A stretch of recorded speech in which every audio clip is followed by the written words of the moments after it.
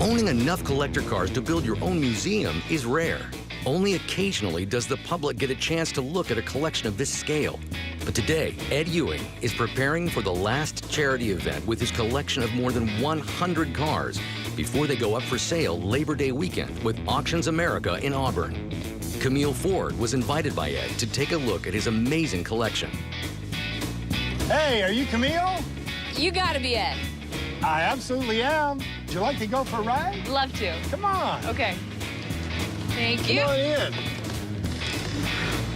Whew. You ready? I think I'm getting a nosebleed. Here we go.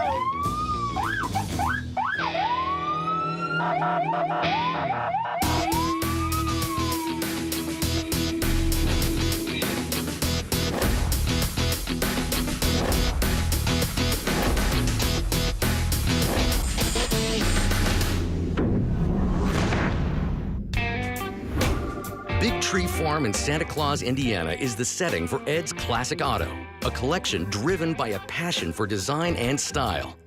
This collection that he's put together, it's a collection of art to him. The art that makes up this collection spills over into the design of the building that houses these cars, from the 50s-style diner to the gas station out front. Camille begins her tour with a car inspired by Ed's youth. So this is mint, literally. Mint color, mint condition. Ed, why a Pontiac of all the cars? Well, Pontiac was my first car, Camille. And that way I ended up with a Pontiac is I was 15 years old. Our family was very poor, so I was playing pool on a Saturday afternoon, and I won like $280. If I would have lost that particular billiard game, I would not have had money to pay these individuals, quite a bit older than me. And so I took 200 of those dollars and bought our first family car and had to sit for 6 months till I was 15 and a half. So I had a 1952 Pontiac. It certainly didn't look like this 58. When I was a little boy, I used to see these go down the road and dreamed about having one. I always wanted a 1958 Pontiac, and all the 50s cars, in my view, are extraordinary. This car here, Camille, is really cool because if you and I were going to go on a picnic, not only would you be going in a gorgeous car with all these amenities, we could actually put out our picnic blanket and we could pull this radio out and go put it on our blanket. Stop! And we could listen to all the great songs of the 50s. Those people were pretty smart in 1950. I collect cars for their style, so all of the cars in my collection are cars that I think the style is extraordinary. I believe extraordinary stylistic engineering was in 1955 to 1970.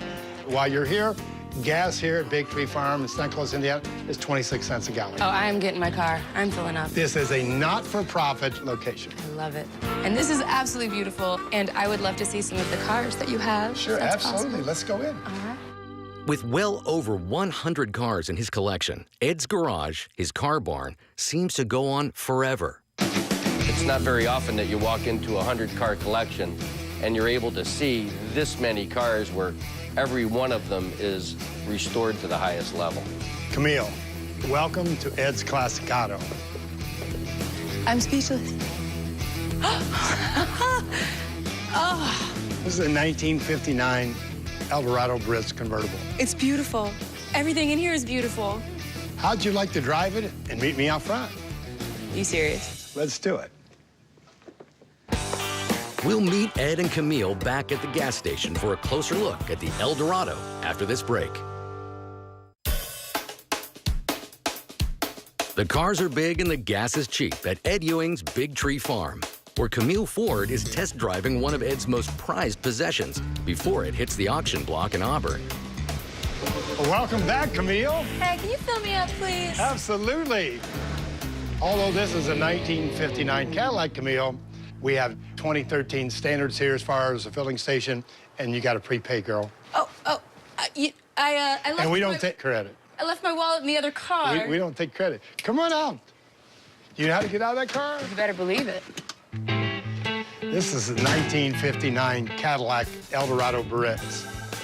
This car, Camille, actually is a car that I think so much of from a stylistic sense. I made it the signature of my car collection, Ed's Classic Auto. I took over 15 years finding this car because I wanted red, I wanted white interior. I found this car about 5 or 6 years ago, and I just love it. Besides the rarity of the colors, it's the desirability of the colors. You know, this is the car that everybody searches for, and this is the car that they want to put in their collection, a red, white gut 59 Biarritz convertible. Look at the detail of this car here. For example, look at the grille. Can you imagine the time that went into the design of this intricate grille? And not only the front end of this car. Let's walk around and take a look at the back ones. Yes, please. How many feet? I'm going to count. 1, 2. It's over 20 feet, I believe. And look here, do you know what this is, young lady? I bet you don't. That, if you had your lights on bright on an oncoming car, that would automatically dim the lights of this car. Let me tell you what else is interesting about a car of this size. In 1959, you could go out on a date and put 2 couples in the front and 2 couples in the back. This is an 8-passenger car. This is what they call a parade boot. This was an option on convertibles, and especially with Cadillac. And parade boot meaning that they would use these cars in a parade instead of sitting on the collapsed soft top, they could sit on a hard surface. Pretty smart, huh? Yeah. But then again, what's extraordinary about the 59 Cadillac, to me, is the back end. Look at the fins. Of course, in 57, 8, and 9, you had to have fins on a car, and this is probably one of the most classic, extraordinary designs here of any automobile. Look at the detail. All of it. And again, is what Cadillac did is they emulated the front on the back of the car. This is gorgeous. Did you enjoy your drive? I did. I kind of want to sit on the parade boot, though. You willing to maybe take me on a little? Absolutely. Let's try it. So here we go. So this is obviously a very beautiful Cadillac. Do you have any other very special Cadillacs in your collection? I have a 1952 Cadillac in here that I don't make a habit of collecting cars that belong to entertainers or stars. But this particular car I bought more than 10 years ago, and it was a frame-up restored by Wynonna Judd, a great country singer. It was way more than $100,000 to frame up, restore this 52 Cadillac. I bought the car because someone spent a lot of money on making it perfect. In a collection this big, there's sure to be some unique pieces, such as this 49 Buick. This is a beautiful Woody. I agree with you. It is amazing. This is a 1949 Buick Woody. It's actually the only Woody in my collection. Why'd I buy this car? Again, the same thing, style. A lot of Woodies come up for auction, and you know, they kind of all look the same to me. But here this car comes up on the auction block, and it's got that metallic green. It's got the wood in it. The car, to me, I thought was just absolutely beautiful. When I like a car that much, I own that car. It's just now a matter of how much. I think the exceptional thing about this Buick Woody is the wood's never been replaced on it, and the condition of it is phenomenal. It's got mahogany door panels on it, and the headliner's ribbed maple. What are these for, do you know? Actually, these were vents for the heat from the engine in those days. This went on to become Buick's signature, the holes and the circles in the side of the fender. And what about the Suburban? Well, this is a 1946 Suburban. Probably had this car between 15 and 20 years. I bought this car for the only purpose of, I thought it was cool that it had 3 rows of seats. Never seen one before. In fact, I think this is one of the earlier Suburbans because it has 3 rows of seats. This seat folds down to where the kids can get in. I remember my mom would go next door and borrow my neighbor's phone, and she would order the groceries. Here, about 2 hours later, they would pull up in a panel truck exactly like this, and it said, "OK Grocery" on the side. But I bought it more importantly because the doggone thing was just red and black. Santa's got black boots, and Santa wears a red outfit, and I thought it'd be really cool to put a picture of Santa Claus on the side here and say Santa Claus, Indiana, Big Tree Farm, and take my family into town. Well, there's no Santa Claus on the car, though. Yeah, I didn't do that. I figured that was a dumb idea because I like the vehicle so much that it wouldn't be pretty anymore. Just left it alone. This is a beautiful car. Well, thank you very much. Coming up, Camille and Ed will take a look at some Detroit muscle that's going up for sale in Auburn. No car collection is complete without American muscle. And Ed's Classic Auto has some of the best that will all be sold Labor Day weekend in Auburn. Now, this is what I am talking about, Ed. If you collect cars, you have to have muscle cars, and there's no better example of American engineering and muscle car than the Shelby Cobras. And you have a 40th edition This Shelby is GT500. You're right again, girl, that this was Ford's example of celebrating the birth of the GT500. In 2007, they introduced this car, very limited edition, allocated to most dealerships, very hard to get. A lot of them sold for $20,000 or $30,000 more than dealer invoice. And in 6 years old, this car is completely worn out because it's got 3 miles on it. There's a 1969. Beautiful. Which is the older brother of that one right there. Mm-hmm. I And, love the hood design. Very cool. you know, Can the opener stuff. white was very, very popular car. And also, we have the 1968. Love the hood design on this one, too. I love how different they are. Yes. If you collect muscle cars, there was the great-granddaddy of all muscle cars, created by Carroll Shelby. It's the only car in my collection, by the way, that it's so special to me that I keep this car covered. Would you like to see it? Yes. This is the only car you covered. Only car I covered because it's very special and very significant. This is a 1967. This car was sent down the assembly line by Ford Motor Company, but then they sent it downtown Los Angeles where Carroll Shelby had a place. This one has additional parts added by Mr. Shelby, along with Mr. Shelby signed the dash for me. It's the most desirable color combination, Wimbledon white with Guardsman blue stripes, and it's a factory 4-speed car, which makes it really desirable. The car's been restored to the highest level. It's one of the most attractive 67 Shelby GT500s I've ever seen. Shelbys aren't the only fast cars on big. Okay, wait a second. I thought you had an American car collection. I do. Mr. Jaguar. Well, even though it's not American-made, how can you not like a 1960 XK150 Jaguar?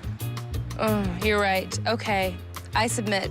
They started the XK series in 1948. 1960 was the last year of the XK150s.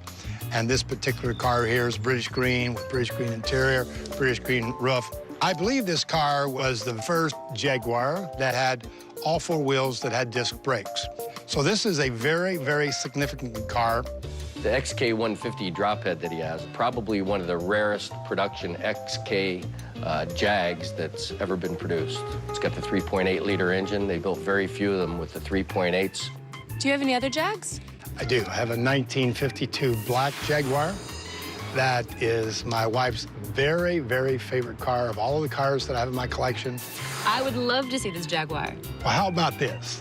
Not only do we go see it, how would you like to go for a tour of Big Tree Farm and ride in it? Oh my gosh, I would love that. Well, let's go.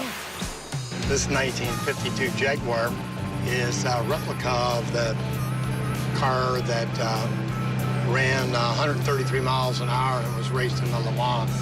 It is so choice. Every corner, every curve. There are no sharp angles in this car. It is nothing but curve. It's easily to see how you could fall in love with the design of this car. It actually belongs in Pebble Beach, you know, running along the cliffs with your scarf, you know. Yes. And, Darling, darling, take me away. Here's some waterfalls here at Big Tree Farm and one of our 9 lakes. Correct me if I'm wrong, but didn't you design pretty much the entire property? Yes, in fact, there are the 5 miles of fence and thousands of trees because I tried to create a place for my family and friends for the next 100 years to come. And so we built lake houses and tennis compound, and there's 24 guest suites here on Big Tree Farm. 20 years ago, these were cornfields and soybeans, and over a 25-year period, I created all of this for my family and the guests of our family. Incredible. How many miles does this thing have? Oh, right. It's almost worn. I think it's 300 miles. This car was frame-up restored perfect by the best Jaguar restoration guy out of Newport Beach. It purrs like a kitten. really big, powerful kitten. Up next, Camille finds her favorite car in Ed's classic auto. Before his collection crosses the block in Auburn, Ed is holding one more charity event for people to enjoy his cars, including Camille's favorite, this Toyota Land Cruiser. Ed!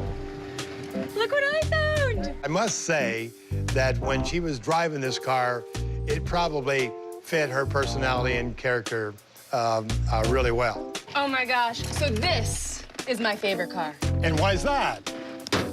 80 pages and you can fix it all by yourself. So you have instructions. Oh my gosh, all you need to fix the car right here. Does it tell you how to drive? That's one thing I don't need instructions for. So what makes this your favorite car? Okay, so it's easy to fix. It always looks beautiful. You can go anywhere in it. And no matter what, you're gonna look good doing it. One of the features of this that should be important to you is look at the winch on the front. Oh. It can tow yourself out. Thank goodness, because unfortunately, you can get yourself into some pretty sticky situations Absolutely. in this baby. You know, this car is a 1976 Toyota Land Cruiser, and this is the first year of front disc brakes in this car. I think it was an FJ40 is what they called this. So, I'll be honest with you, I took two FJ62s, an 87 and an 88, and I bought them for $400 total. I fixed them up, I dropped some new parts into them, and I sold them each for $14,000. You fixed it yourself?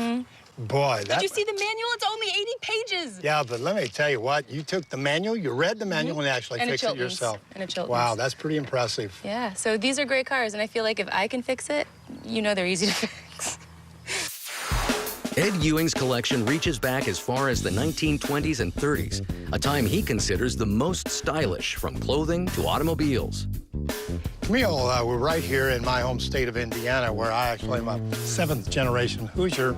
In my car collection, I thought if I was going to collect cars, I should have one of the cars made here in Indiana, which is in Auburn. And Auburn, Indiana made extraordinary cars between 1910 and 1936. 1936 was the last car made. This is a 1935 Auburn, and this car was about $2,000 in 1935. $2,000. Now, what would that translate to today's money? Do you know? A lot of money. Why don't you get in here and sit down? How do you like? Ooh, these are comfy seats. This car also, with its top down, is absolutely gorgeous with its dark navy blue with burgundy stripes. And if you bought this car in 1935, they guaranteed that you could exceed 100 miles an hour. Well, it's funny that you said that, because I was just going to ask you, because it says 120 miles on the speedometer. They guaranteed you that you for sure would go at least 100 miles an hour. My guess in 1935, they didn't have roads where you could go 100 miles an hour. They probably were quicker than anybody else if you could find a place to drive it. We have another car here that in the state of Indiana that's in my collection. I have a 1957 Studebaker Golden Hawk. Was, I believe, one of the very first supercharged American-made cars that we have here, too. When I bought this car, and before the car auction was over, I had like 10 or 12 business cards on the windshield wiper, you know, said, I'd like to buy the car if you want to resell it. And what I like about this car, too, it has a sticker that says, I like Ike, and it may be the very last president that the American public has liked. That's true, that's true. So this is a really high-end vehicle. Yeah, Auburn was considered, a handmade car was considered one of the most expensive cars in that day. What about something that's maybe a little less expensive? This car here is a 1931 Ford Model A Roadster. I've never seen a Model A Roadster nicer than this car with all of the amenities. When this car was on the auction block, most of the top-end people who collect cars in the United States, we were all competing to own this car. I wanted one of these in my collection. I thought it was really representative of that era. It happens to be one of the nicest Model A Roadsters I've ever seen. Look at the detail with the canvassing and then the leather. Wow. One of the things about these cars, too, that I think is interesting is, you know, they had the rumble seat in the back, and then this is the place for the luggage when you went on a vacation with the entire family. Tell me more about some of the other cars that you're really in love with. In my collection also, I have a 1937 Lincoln 12-cylinder that was owned by the Rockefeller family. It's number 47, and it's the only one painted in like a butter yellow. It's absolutely magnificent. Those makeup mirrors, as you believe, even in 1937, Camille, that the ladies wanted to make sure they had their makeup on before they got out of the car. Especially if you're a Rockefeller. Can you imagine? I imagine. And I also have another extraordinary 30s car. I have a 1930 Cadillac 16-cylinder Madam X. And the Madam X was extraordinary because Cadillac wanted to make one of the most expensive cars in the world. And so their timing wasn't very good because they put this car on the market in January of 1930 for somewhere around $11,000. You know, they didn't sell many of them because, you know, when you released that car in January 1930, stock market crashed just a few months before. Their timing couldn't have been worse. But from a style sense, you know, from the almost 2 feet in diameter headlights to the wire wheels and the grille, the hood on this car is like, you know, 12 inches long and all hand tooled and chrome. It's just absolutely a piece of jewelry. That's a very special car, and it's got a great look to it. Raked windshield, the chrome reveal moldings around the windows. One of the best Cadillacs ever built, in my opinion. When you pulled up and invented that car and your chauffeur got out and opened the door, it was a significant event. Ed Ewing shares his collection with the world, holding charity events on his property at Big Tree Farm, and has one more scheduled this weekend before his cars cross the block in Auburn. I decided to use on an annual basis the Party Barn to sponsor fundraisers for children with cancer. Ed Ewing is selling his collection, offering the public a chance to own some amazing collector cars at Auctions America's Auburn Fall Sale, Labor Day weekend. Fall Auburn's been going on for over 40 years now. It's the longest continuous running collector car auction in the world. I've never sold a car since I've been doing this. So I have mixed emotions about this, and I think Auctions America are probably right now the best people that there are in that business. Ed spent the last 20 years putting this collection together, and he's been very specific about each one of the cars that he's selected to go into his building. And I think when you come to Auburn Labor Day weekend, you'll see the time and effort that he's made to put this great collection together. It shows when you look at each and every car. Check out Ed's classic auto as it crosses the block Labor Day weekend at Auctions America's Fall Auction.